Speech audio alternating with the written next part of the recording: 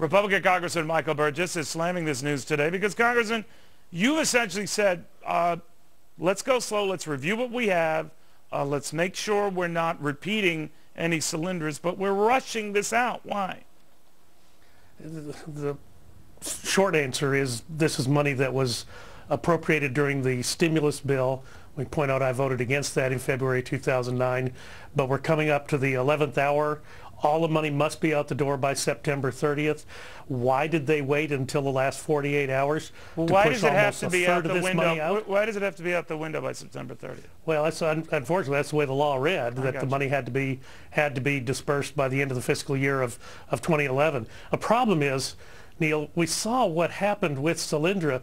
All kinds of warning flags were out there.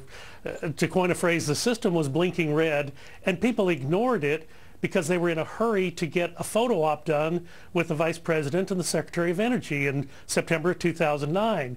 Well, if they're capable of making those kinds of mistakes for a photo op, if you've got the end of the fiscal year breathing down your neck and you've got another $6-8 billion to push out the door, are you at risk for making the same kind of mistakes? And that's what's, honestly, that's what's keeping me awake at night right now. Now, the White House comes back, Democrats come back and say, well, Republicans are fine at advancing this argument. They had a history of pouring good money after bad on some of their pet efforts. Ours are small by comparison. What do you say?